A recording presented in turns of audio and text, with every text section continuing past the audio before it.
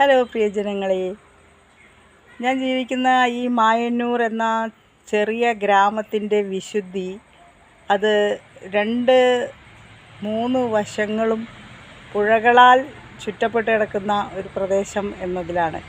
ഭാരതപ്പുഴയാണ് പരന്നൊഴുകുന്നത്. കിഴക്ക് ഭാഗത്തുകൂടെ ഗായത്രി പുഴയുമുണ്ട്. അപ്പോൾ ഈ പുഴകളുടെയൊക്കെ ചാരുതയും മനോഹാരിതയും ഒക്കെ ഉദ്ദീപിപ്പിക്കുന്ന വിധത്തിൽ അതിൻ്റെയൊക്കെ തീരങ്ങളിൽ ധാരാളം ക്ഷേത്രങ്ങളുമുണ്ട്. പ്രശസ്തമായ മായന്നൂർക്കാവ്, അതുപോലെ തളി ശിവക്ഷേത്രം, തിർളക്കോട് ശിവക്ഷേത്രം, അതുപോലെ തന്നെ വാഴാലിക്കാവ്, അങ്ങനെ ഒട്ടനവധി കൊന്നക്കാവ്, അങ്ങനെ ഒട്ടനവധി കാവുകളും അമ്പലങ്ങളും കുളങ്ങളും അയ്യപ്പ ക്ഷേത്രങ്ങളും എല്ലാം കൊണ്ട് ചുറ്റപ്പെട്ട് കിടക്കുന്ന ഒരു നല്ല ഗ്രാമപ്രദേശത്താണ് ഞാൻ ജീവിക്കുന്നത്. അതിൻ്റെ ഊർജം ഉൾക്കൊണ്ടുകൊണ്ടാണ് എന്നും ഓരോ ദിവസവും ഓരോ പുലരിയും തുടങ്ങുന്നതും അവസാനിപ്പിക്കുന്നതും. അപ്പോൾ ഈ കൊന്നക്കാവ് എന്ന് പറഞ്ഞതിൻ്റെ പ്രത്യേകത എന്താണെന്നറിയാമോ? അവിടെ എല്ലാ ദിവസവും ഒരു കൊല കൊന്ന പൂക്കും. അത്ഭുതം തോന്നും. ഒരുപാട് ഐതിഹ്യങ്ങളുള്ള മറ്റ് ഒട്ടനവധി അമ്പലങ്ങളുടെ ചാരുത, അതിൻ്റെ ഈ സനാതനധർമ്മ മൂല്യങ്ങളുടെ പുഷ്ടി, അത് അനുഭവിക്കാൻ അറിയുന്നവർക്ക് സ്വർഗതുല്യമായൊരു വാസസ്ഥലമാണ് ഞങ്ങളുടെ ഗ്രാമം.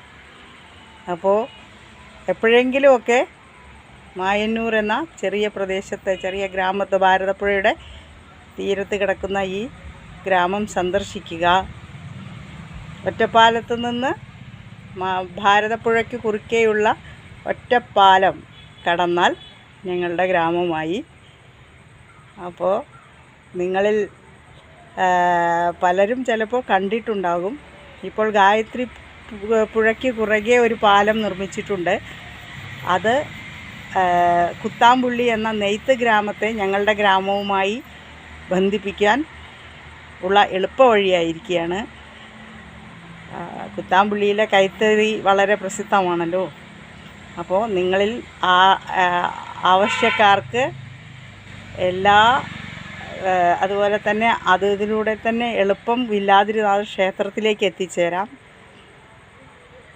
അങ്ങനെ ഈ ഗ്രാമത്തിന് ഒരുപാട് ശക്തിയും ഭംഗിയും ഒക്കെ കൂടിക്കൊണ്ട് വരികയാണ്.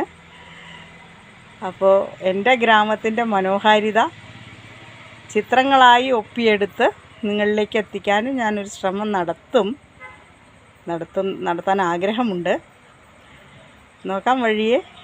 അപ്പോൾ എല്ലാവരും പുതിയ വർഷത്തിൽ പ്രകൃതിയോടിണങ്ങി, കാവുകളോടും കുളങ്ങളോടും ഇണങ്ങി, സ്നേഹവും സന്തോഷവും സമാധാനവും നിറഞ്ഞ ജീവിതത്തിലേക്കുള്ള കാൽവെപ്പുകളുമായി മുന്നോട്ട് പോകുക. എല്ലാവിധ ആശംസകളും അത്തരത്തിലൊരു ജീവിതത്തിൻ്റെ മുന്നൊരുക്കത്തിനായിട്ട് ഞാനും നേരുന്നു. ഇത്രയേ ഉള്ളൂ. ഇന്നത്തേക്ക് വിടാം. നന്ദി, നമസ്കാരം.